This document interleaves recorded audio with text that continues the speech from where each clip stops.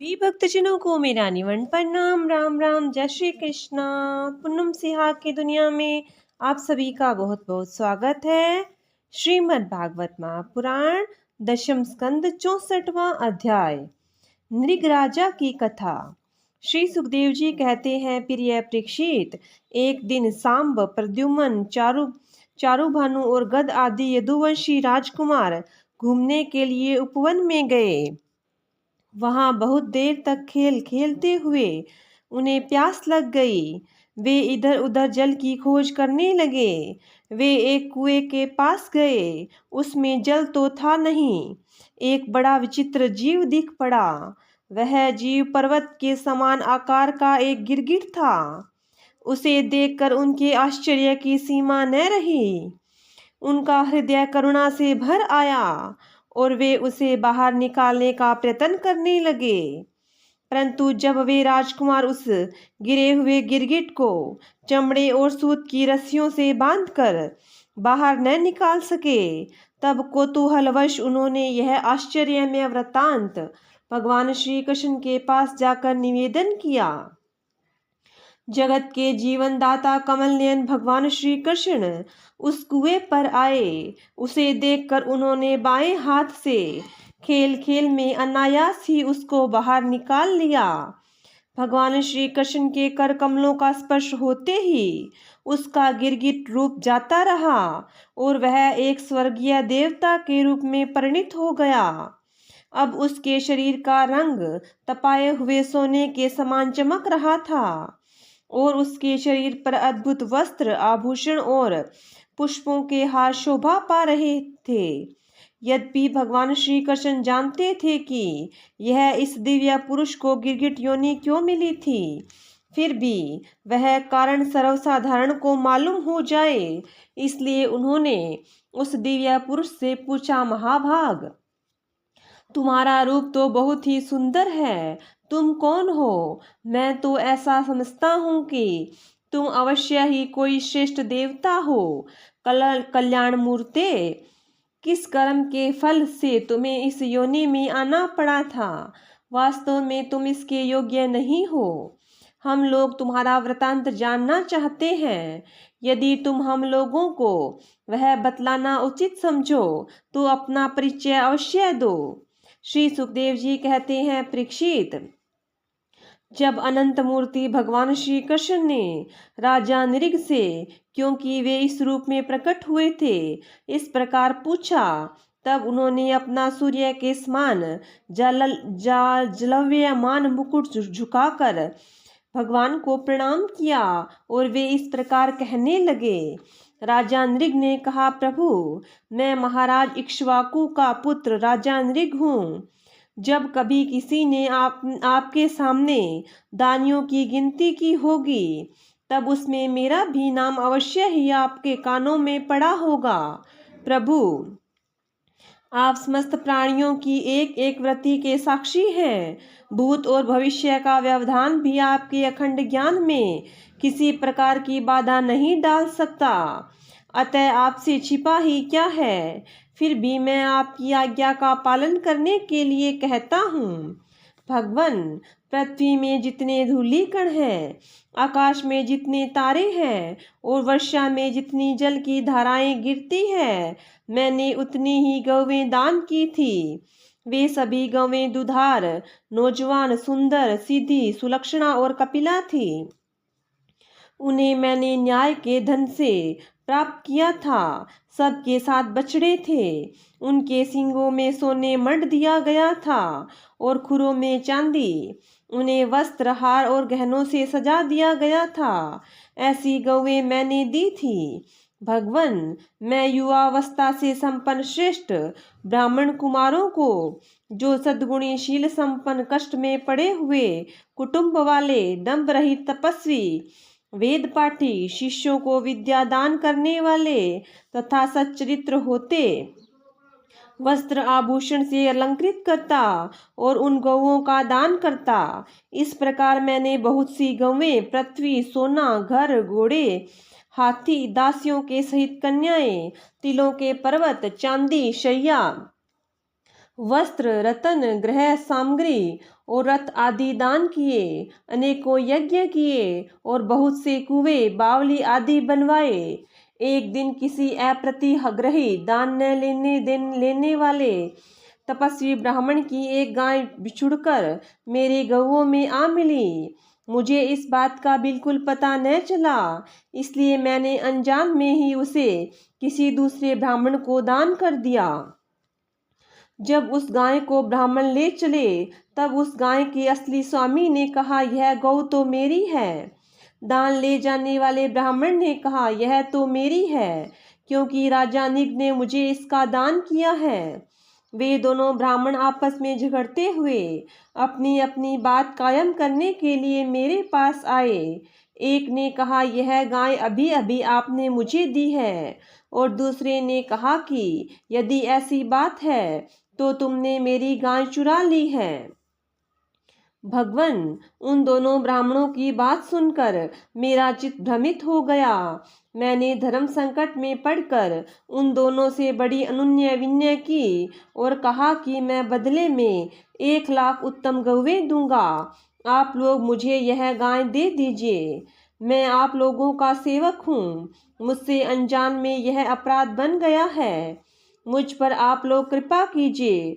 मुझे इस घोर कष्ट से और घोर नरक में गिरने से बचा लीजिए। राजन, मैं इनके बदले में कुछ नहीं लूंगा। यह कहकर गाय का स्वामी चला गया। तुम इसके बदले में 1,00,000 ही नहीं, 10,000 गौवें और दो तो भी मैं लेने को नहीं।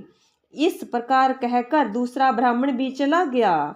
देवाधिदेव जगदीश्वर, इसके बाद आयु समाप्त होने पर यमराज के दूत आए और मुझे यमपुरी ले गए। वहां यमराज ने मुझसे पूछा, राजन, तुम पहले अपने पाप का फल भोगना चाहते हो या पुण्य का? तुम्हारे दान और धर्म के फल स्वरूप तुम्हें ऐसा तेजस्वी लोक प्राप्त होने वाला है जिसकी कोई सीमा ही नहीं है। भगवन, तब मैंने यमराज से कहा, देव, पहले मैं अपने पाप का फल भोगना चाहता हूँ।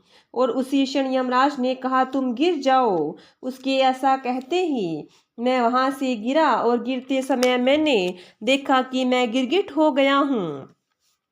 प्रभु, मैं ब्राह्मणों का सेवक, उदार दानी और आपका भक्त था। मुझे इस बात की उत्कंठ अभिलाषा थी कि किसी प्रकार आपके दर्शन हो जाएं। इस प्रकार आपकी कृपा से मेरे पूर्व जन्मों की स्मृति नष्ट न हुई। भगवन, आप परमात्मा हैं। बड़े बड़े शुद्ध हृदय योगेश्वर उपनिषदों की दृष्टि से अपने हृदय में आपका ध्यान करते रहते हैं। इंद्रियातीत परमात्मन, साक्षात आप मेरे नेत्रों के सामने कैसे आ गए? क्योंकि मैं तो अनेक प्रकार के व्यसनों, दुखद कर्मों में फंसकर अंधा हो रहा था। आपका दर्शन तो तब होता है जब संसार के चक्कर से छुटकारा मिलने का समय आता है। देवताओं के भी आराध्य देव पुरुषोत्तम गोविंद, आप ही व्यक्त और अव्यक्त जगत तथा जीवों के स्वामी हैं। अविनाशी अच्युत, आपकी कीर्ति पवित्र है। अंतर्यामी नारायण, आप ही समस्त वृत्तियों और इंद्रियों के स्वामी हैं। प्रभु श्री कृष्ण, मैं अब देवताओं के लोक में जा रहा हूँ। आप मुझे आज्ञा दीजिए।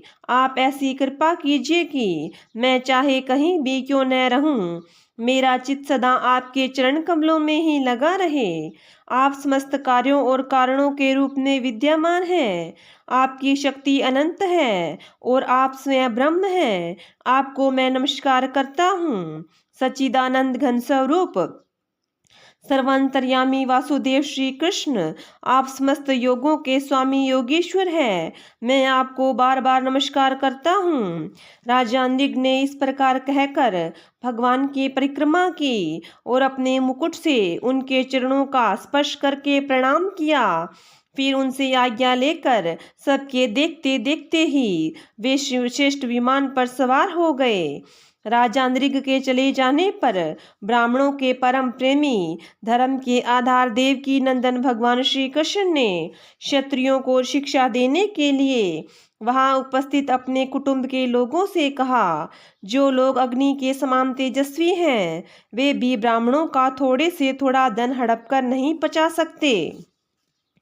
फिर जो अभिमानवश झूठ मूठ में अपने को लोगों का स्वामी समझते हैं, वे राजा तो क्या पचा सकते हैं। मैं हलाहल विष को भी विष नहीं मानता, क्योंकि उसकी चिकित्सा होती है। वस्तुतः ब्राह्मणों का धन ही परम विष है। उसको पचा लेने के लिए पृथ्वी में कोई औषध, कोई उपाय नहीं है। हलाहल विष केवल खाने वाले के ही प्राण लेता है, और आग भी जल के द्वारा बुझाई जा सकती है, परंतु ब्राह्मण के धन रूप अरणि से जो आग पैदा होती है, वह सारे कुल को समूल जला डालती है। ब्राह्मण का धन यदि उसकी पूरी संपत्ति लिए बिना भोगा जाए, तब तो वह भोगने वाले, उसके लड़के और पुत्र, इन तीनों पीढ़ियों को ही चौपट करता है। परंतु यदि बलपूर्वक हट करके इसका उपभोग किया जाए, तब तो पूर्व पुरुषों की 10 पीढ़ियां और आगे की 10 पीढ़ियां नष्ट हो जाती हैं। जो मूर्ख राजा अपनी राजलक्ष्मी के घमंड से अंधे होकर ब्राह्मणों का धन हड़पना चाहते हैं, समझना चाहिए कि वे जानबूझकर नरक में जाने का रास्ता साफ कर रहे हैं। वे देखते नहीं कि उन्हें अधः पतन के कैसे गहरे गड्ढे में गिरना पड़ेगा। जिन उदार हृदय और बहुकुटुंबी ब्राह्मणों की वृत्ति छीन ली जाती है, उनके रोने पर उनके आंसू की बूंदों से धरती के जितने धूलिकण भीगते हैं, उतने वर्षों तक ब्राह्मण के सतत्व को छीनने वाले उस श्रृंखल राजा और उसके वंशजों को कुंभीपाक नरक में दुख भोगना पड़ता है। जो मनुष्य अपनी या दूसरों की दी हुई ब्राह्मणों की वृत्ति उनकी जीविका के साधन छीन लेते हैं, वे 60,000 वर्ष तक विष्ठा के कीड़े होते हैं। इसलिए मैं तो यही चाहता हूँ कि ब्राह्मणों का धन कभी भूल से भी मेरे कोष में न आए, क्योंकि जो लोग ब्राह्मणों के धन की इच्छा भी करते हैं, उसे छीनने की बात तो अलग रही, वे इस जन्म में अल्पायु, शत्रुओं से पराजित और राज्य भ्रष्ट हो जाते हैं, और मृत्यु के बाद भी वे दूसरों को कष्ट देने वाले सांप ही होते हैं। इसलिए मेरे आत्मियों, यदि ब्राह्मण अपराध करे तो भी उससे द्वेष मत करो। वह मार ही क्यों न बैठे या बहुत सी गालियां या शाप ही क्यों न दे, उसे तुम लोग सदा नमस्कार ही करो। जिस प्रकार मैं बड़ी सावधानी से तीनों समय ब्राह्मणों को प्रणाम करता हूँ, वैसे ही तुम लोग भी किया करो। जो मेरी इस आज्ञा का उल्लंघन करेगा, उसे मैं क्षमा नहीं करूँगा, दंड दूंगा। यदि ब्राह्मण के धन का अपहरण ही हो जाए, तो वह अपहृत धन उस अपहरण करने वाले को अनजान में उसके द्वारा यह अपराध हुआ हो तो भी अधःपतन के गड्ढे में डाल देता है। जैसे ब्राह्मण की गाय अनजान में ही उसे लेने वाले राजा नृग को नरक में डाल दिया था। परीक्षित, समस्त लोकों को पवित्र करने वाले भगवान श्री कृष्ण द्वारिका वासियों को इस प्रकार उपदेश देकर अपने महल में चले गए। 65वां अध्याय, श्री बलराम जी का व्रजगमन। श्री सुखदेव जी कहते हैं, परीक्षित, भगवान बलराम जी के मन में व्रज के नंद बाबा आदि सवजन संबंधियों से मिलने की बड़ी इच्छा और उत्कंठा थी। अब वे रथ पर सवार होकर द्वारिका से नंद बाबा के व्रज में आए। इधर उनके लिए व्रजवासी गोप और गोपियां भी बहुत दिनों से उत्कंठित थी। उन्हें अपने बीच में पाकर सबने बड़े प्रेम से गले लगाया। बलराम जी ने माता यशोदा और नंद बाबा को प्रणाम किया। उन लोगों ने भी आशीर्वाद देकर उनका अभिनंदन किया, यह कहकर कि बलराम जी, तुम जगदीश्वर हो, अपने छोटे भाई श्री कृष्ण के साथ सर्वदा हमारी रक्षा करते रहो। उनको गोद में ले लिया और अपने प्रेमाश्रुओं से उन्हें भिगो दिया। इसके बाद बड़े बड़े गोपों को बलराम जी ने और छोटे छोटे गोपों ने बलराम जी को नमस्कार किया। वे अपनी आयु, मेल जोल और संबंध के अनुसार सबसे मिले जुले। ग्वाल बालों के पास जाकर किसी से हाथ मिलाया, किसी से मीठी मीठी बातें की, किसी को खूब हंस हंस कर गले लगाया। इसके बाद जब बलराम जी की थकावट दूर हो गई, वे आराम से बैठ गए। तब सब ग्वाल उनके पास आए। उन ग्वालों ने कमल नयन भगवान श्री कृष्ण के लिए समस्त भोग, स्वर्ग और मोक्ष तक का त्याग कर रखा था। बलराम जी ने जब उनके और उनके घर वालों के संबंध में कुशल प्रश्न किया, तब उन्होंने प्रेम गदगद वाणी से उनसे प्रश्न किया, बलराम जी, वसुदेव जी आदि हमारे सब भाई बंधु कुशल तो हैं ना? अब आप लोग स्त्री पुत्र आदि के साथ रहते हैं, बाल बच्चेदार हो गए हैं। क्या कभी आप लोगों को हमारी याद भी आती है? यह बड़े सौभाग्य की बात है कि पापी कंस को आप लोगों ने मार डाला और अपने सुहृद संबंधियों को बड़े कष्ट से बचा लिया। यह भी कम आनंद की बात नहीं है कि आप लोगों ने और भी बहुत से शत्रुओं को मार डाला या जीत लिया, और यह अब अत्यंत सुरक्षित दुर्ग में आप लोग निवास करते हैं। परीक्षित, भगवान बलराम जी के दर्शन से उनकी प्रेम भरी चितवन से गोपियां निहाल हो गई। उन्होंने हंसकर पूछा, क्यों बलराम जी, नगर नारियों के प्राण वल्लभ श्री कृष्ण अब सकुशल तो है ना? क्या कभी उन्हें अपने भाई बंधु और पिता माता की भी याद आती है? क्या वे अपनी माता के दर्शन के लिए एक बार भी यहाँ आ सकेंगे? क्या महाभाव श्री कृष्ण कभी हम लोगों की सेवा का भी कुछ स्मरण करते हैं? आप जानते हैं कि सज्जन संबंधियों को छोड़ना बहुत ही कठिन है। फिर भी हमने उनके लिए माँ बाप, भाई बहन, भाई बंधु, पति पुत्र और पत्नी, बहन बेटियों को भी छोड़ दिया। परंतु प्रभु, वे बात की बात में हमारे सौहृदय और प्रेम का बंधन काटकर हमसे नाता तोड़कर परदेश चले गए। हम लोगों को बिल्कुल भी छोड़ दिया। हम चाहती तो उन्हें रोक लेती, परंतु जब वे कहते कि हम तुम्हारे ऋणी हैं, तुम्हारे उपकार का बदला कभी नहीं चुका सकते, तब ऐसी कौन सी स्त्री है जो उनकी मीठी मीठी बातों पर विश्वास न कर लेती। एक गोपी ने कहा, बलराम जी, हम तो गांव की ग्वाली ने ठहरी उनकी बातों में आ गई, परंतु नगर की स्त्रियां तो बड़ी चतुर होती हैं। भला वे चंचल और कृतघ्न श्री कृष्ण की बातों में क्यों फंसने लगी? उन्हें तो वे नहीं चका पाते होंगे। दूसरी गोपी ने कहा, नहीं सखी, श्री कृष्ण बातें बनाने में एक ही हैं। बातें बनाने में तो एक ही हैं। ऐसी रंग बिरंगी मीठी मीठी बातें करते हैं कि क्या कहना। उनकी सुंदर मुस्कुराहट और प्रेम भरी चितवन से नगर नारियां भी प्रेमावेश से व्याकुल हो जाती होंगी, और वे अवश्य उनकी बातों में आकर अपने को निछावर कर देती होंगी। तीसरी गोपी ने कहा, अरे गोपियों, हम लोगों को उसकी बात से क्या मतलब है? यदि समय ही काटना है तो दूसरी बात करो। यदि उस निष्ठुर का समय हमारे बिना बीत जाता है तो हमारा भी उसी की तरह, भले ही दुख में ही क्यों न हो, कट ही जाएगा। अब गोपियों के भाव नेत्रों के सामने भगवान श्री कृष्ण की हंसी, प्रेम भरी बातें, चारु चितवन, अनूठी चाल और प्रेमालिंगन आदि मूर्तिमान होकर नाचने लगे। वे उन बातों की मधुर मधुर स्मृतियों में तन्मय होकर रोने लगी। परीक्षित, भगवान बलराम जी नाना प्रकार से अनुनय विनय करने में बड़े निपुण थे।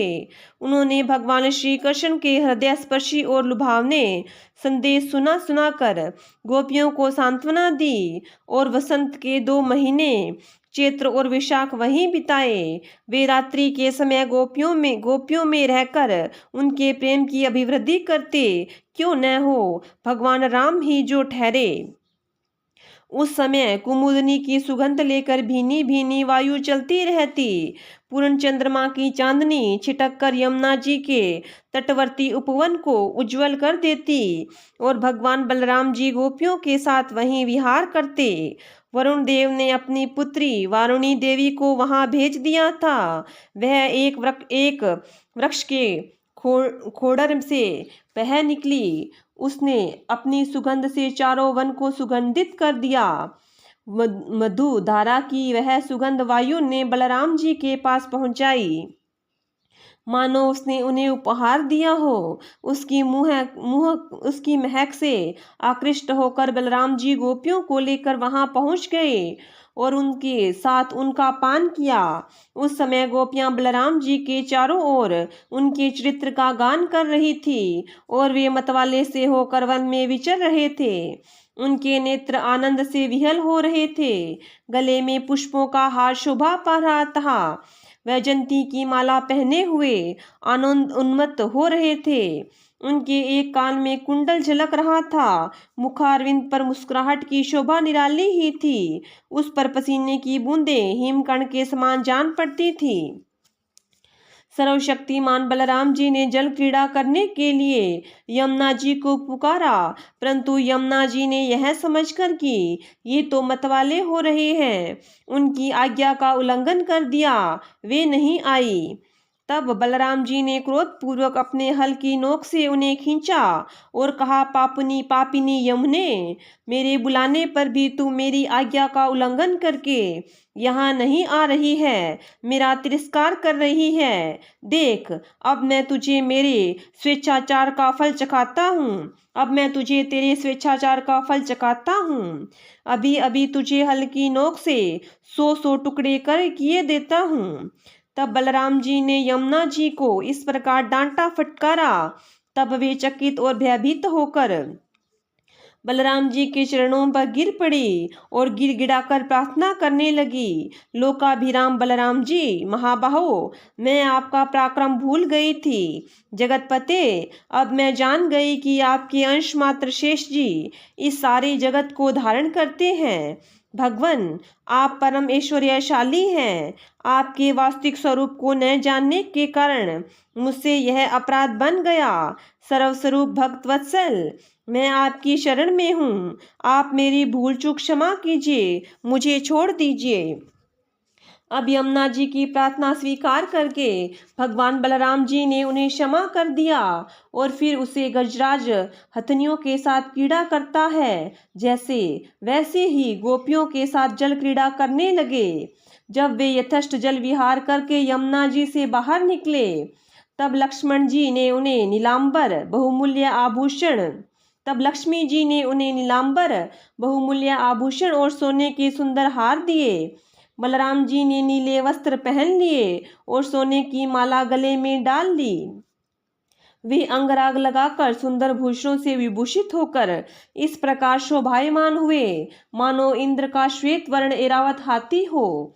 परीक्षित, यमुना जी अब भी बलराम जी के खींचे हुए मार्ग से बहती है और वे ऐसी जान पड़ती है मानो अनंत शक्ति भगवान बलराम जी का यश गान कर रही हो। बलराम जी का चित्त ब्रजवासिनी गोपियों के माधुर्य से इस प्रकार मुग्ध हो गया कि उन्हें समय का कुछ ध्यान ही न रहा। बहुत सी रात्रियां एक रात के समान व्यतीत हो गई। इस प्रकार बलराम जी ब्रिज में विहार करते रहे। 66वां अध्याय, पुंडरक और काशीराज का उद्धार। श्री सुखदेव जी कहते हैं, परीक्षित, जब भगवान बलराम जी नंद बाबा के व्रज में गए हुए थे, तब पीछे से करुष देश के अज्ञानी राजा पुंडरक ने भगवान श्री कृष्ण के पास एक दूत भेजकर यह कहलवाया कि भगवान वासुदेव मैं हूँ। मूर्ख लोग उसे बहकाया करते हैं कि आप ही भगवान वासुदेव हैं और जगत की रक्षा के लिए पृथ्वी पर अवतीर्ण हुए हैं। इसका फल यह हुआ कि वह मूर्ख अपने को ही भगवान मान बैठा। जैसे बच्चे आपस में खेलते समय किसी बालक को राजा मान लेते हैं और वह राजा की तरह उनके साथ व्यवहार करने लगता है, वैसे ही मंदमती अज्ञानी पुंडरक ने अचिंत्य गति भगवान श्री कृष्ण की लीला और रहस्य न जानकर द्वारिका में उनके पास दूत भेज दिया। पुंडरक का दूत द्वारका आया और राजसभा में बैठे हुए कमल नयन भगवान श्री कृष्ण को उसने अपने राजा का संदेश कह सुनाया। एकमात्र मैं ही वासुदेव हूँ, दूसरा कोई नहीं। प्राणियों पर कृपा करने के लिए मैंने ही अवतार ग्रहण किया है। तुमने झूठ मूठ अपना नाम वासुदेव रख लिया है, अब उसे छोड़ दो। यदुवंशी, तुमने मूर्खतावश मेरे चिन्ह धारण कर रखे हैं, उन्हें छोड़कर मेरी शरण में आओ, और यदि मेरी बात तुम्हें स्वीकार न हो तो मुझसे युद्ध करो।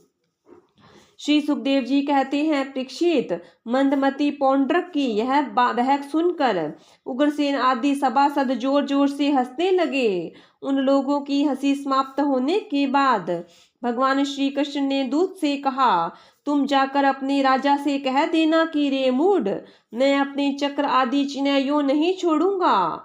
इन्हें मैं तुझ पर छोड़ूंगा, और केवल तुझ पर ही नहीं, तेरे उन सभी साथियों पर भी जिनके बहकाने से तू इस प्रकार बहक रहा है।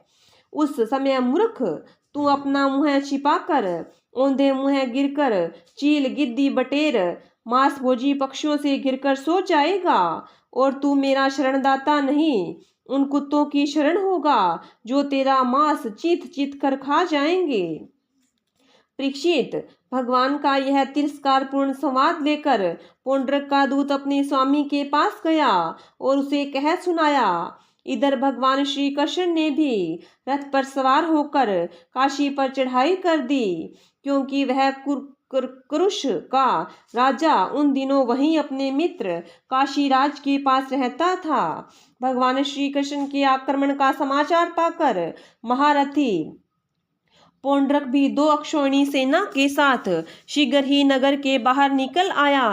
काशी का राजा पौंड्रक का मित्र था, अतः वह भी उसकी सहायता करने के लिए 3 अक्षौहिणी सेना के साथ उसके पीछे पीछे आया।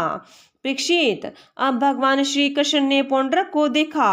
पौंड्रक ने भी शंख, चक्र, तलवार, गदा, शारंग धनुष और श्रीवत्सी ने आदि धारण कर रखे थे। उसके वक्षस्थल पर बनावटी कौस्तुभमणि और वनमाला भी लटक रही थी। उसने रेशमी पीले वस्त्र पहन रखे थे और रथ पर ध्वजा पर गरुड़ का चिन्ह भी लगा रखा था। उसके सिर पर अमूल्य मुकुट था और कानों कानों में मकराकृत कुंडल जगमगा रहे थे। उसका वह सारा का सारा वेश बनावटी था, मानो कोई अभिनेता रंगमंच पर अभिनय करने के लिए आया हो। उसकी वेशभूषा अपने समान देखकर भगवान श्री कृष्ण खिलखिलाकर हंसने लगे। अब शत्रुओं ने भगवान श्री कृष्ण पर त्रिशूल, गदा, मुद्गर, शक्ति, रिष्टि, प्रास, तोमर, तलवार, पटीश और बाण आदि अस्त्र शस्त्रों से प्रहार किया। प्रलय के समय जिस समय आग सभी प्रकार के प्राणियों को जला देती है, वैसे ही भगवान श्री कृष्ण ने भी गदा, तलवार, चक्र, बाण आदि शास्त्रोक्त से पौंड्रक और काशीराज के हाथी, रथ, घोड़े और पैदल की चतुरंगनी सेना को तहस नहस कर दिया। वह रणभूमि भगवान के चक्र से खंड खंड हुए रथ, घोड़े, हाथी, मनुष्य, गधे और ऊंटों से पट गई। उस समय ऐसा मालूम हो रहा था मानो वह भूतनाथ शंकर की भयंकर क्रीड़ा स्थली हो। उसे देख देख कर शूरवीरों का उत्साह और भी बढ़ रहा था। अब भगवान श्री कृष्ण ने पौंड्रक से कहा, रे पौंड्रक, तूने दूत के द्वारा कहलवाया था कि मेरे चिन्ह, अस्त्र शस्त्र आदि छोड़ दो, सो अब मैं तुम्हें तुझ पर ही छोड़ता हूँ। तूने झूठ मूठ मेरा नाम रख लिया है, अतः मूर्ख, अब मैं तुझसे उन नामों को भी छुड़ा कर रहूंगा। रही तेरे शरण में आने की बात, सो यदि मैं तुझसे युद्ध न कर सकूंगा तो मैं तेरी शरण ग्रहण करूंगा। भगवान श्री कृष्ण ने इस प्रकार पौंड्रक का तिरस्कार करके अपने तीखे बाणों से उसके रथ को तोड़ फोड़ डाला और चक्कर से उसका सिर वैसे ही उतार दिया जैसे इंद्र ने अपने व्रज से पहाड़ की चोटियों को उखाड़ दिया था।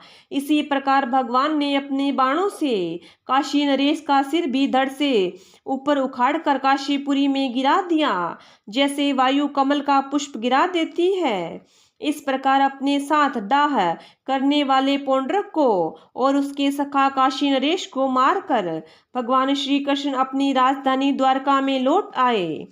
उस समय सिद्धगण भगवान की अमृतमयी कथा का गान कर रहे थे। परीक्षित, पौंड्रक भगवान के रूप का चाहे वह किसी भी भाव से हो सदा चिंतन करता रहता था। इससे उसके सारे बंधन कट गए। वह भगवान का बनावटी वेश धारण किए रहता था। इससे बार बार उसी का स्मरण होने के कारण वह भगवान के सारूप्य को ही प्राप्त हुआ। इधर काशी में राजमहल के दरवाजे पर एक कुंडल मंडित मुंड गिरा देखकर लोग तरह तरह का संदेह करने लगे और सोचने लगे कि यह क्या है, यह किसका सिर है। जब यह मालूम हुआ कि यह तो काशी नरेश का सिर है, तब रानियां, राजकुमार, राज परिवार के लोग और नागरिक रो रो कर विलाप करने लगे, हा नाथ, हा राजन, हाय हाय, हमारा तो सर्वनाश हो गया। काशी नरेश का पुत्र था सुदक्षिण, उसने अपने पिता की अंत्येष्टि संस्कार करके मन ही मन यह निश्चय किया कि अपने पितृघाती को मारकर ही मैं पिता के ऋण से उऋण हो सकूंगा।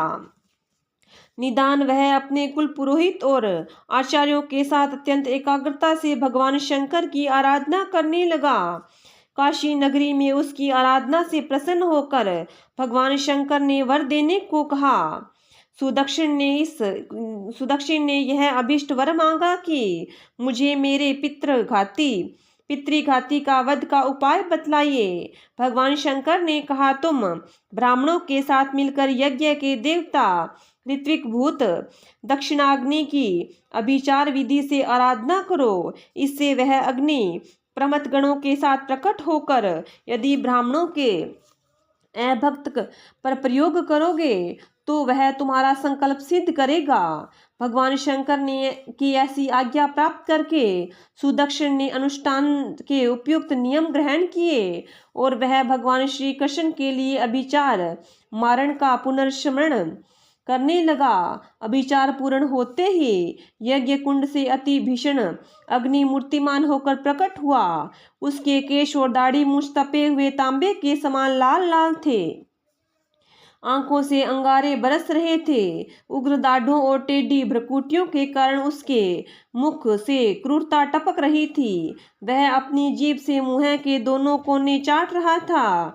शरीर नंग धड़ंग था, हाथ में त्रिशूल लिए हुए था जिसे वह बार बार घुमाता जाता था और उसमें से अग्नि की लपटें निकल रही थी। ताड़ के पेड़ के समान बड़ी बड़ी टांगें थी। वह अपने वेग से धरती को कंपाता हुआ और ज्वालाओं से दसों दिशाओं को दग्ध करता हुआ द्वारका की ओर दौड़ा और बात की बात में द्वारका के पास जा पहुंचा। उसके साथ बहुत से भूत भी थे। उस अभिचार की आग को बिल्कुल पास आई देख द्वारिकावासी वैसे ही डर गए जैसे जंगल में आग लगने पर हरिण डर जाते हैं। वे लोग भयभीत होकर भगवान के पास दौड़े हुए आए। भगवान उस समय सभा में चौसर खेल रहे थे। उन लोगों ने भगवान से प्रार्थना की, तीनों लोकों के एकमात्र स्वामी, द्वारका नगरी इस आग से भस्म होना चाहती है, आप हमारी रक्षा कीजिए। आपके सिवा इसकी रक्षा और कोई नहीं कर सकता। भक्तवत्सल भगवान ने देखा कि हमारे सज्जन भयभीत हो रहे हैं और पुकार पुकार कर विकलता भरे स्वर से हमारी प्रार्थना कर रहे हैं। तब उन्होंने हंसकर कहा, डरो मत, मैं तुम लोगों की रक्षा करूंगा। परीक्षित, भगवान सबके बाहर भीतर की जानने वाले हैं।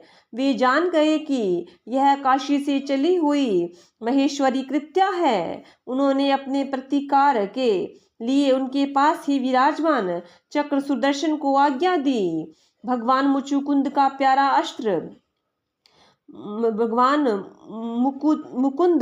भगवान मुकुंद का प्यारा अस्त्र सुदर्शन चक्र कोटि कोटि सूर्यों के समान तेजस्वी और प्रलयकालीन अग्नि के समान जाज्वल्यमान है। उसके तेज से आकाश, दिशाएं और अंतरिक्ष चमक उठे और उसने अब अभिचार अग्नि को कुचल डाला। भगवान श्री कृष्ण के अस्त्र सुदर्शन चक्र की शक्ति से कृत्यारूप आग का मुंह टूट फूट गया, उसका तेज नष्ट हो गया, शक्ति कुंठित हो गई और वह वहां से लौटकर काशी आ गई और उसने ऋत्विज आचार्यों के साथ सुदक्षिण को जलाकर भस्म कर दिया। इस प्रकार उसका विचार उसी के विनाश का कारण हुआ। कृत्या के पीछे पीछे सुदर्शन चक्र भी काशी पहुंचा। काशी बड़ी विशाल नगरी थी। वह बड़ी बड़ी अट्टारियों, सभा भवन, बाजार, नगर द्वारों के शिखर, चार दीवारियों, खजाने, हाथी, घोड़े, रथ और अन्नों के गोदाम से सुसज्जित थी।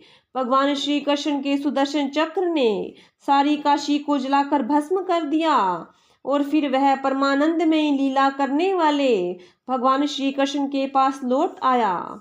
जो मनुष्य पुण्य कीर्ति भगवान श्री कृष्ण के इस चरित्र को एकाग्रता के साथ सुनता या सुनाता है वह सारे पापों से छूट जाता है। श्रीमद् भागवत महापुराण दशम स्कंद 66वां अध्याय समाप्त। बोलिए विष्णु भगवान की जय हो। बोलिए कृष्ण भगवान की जय हो।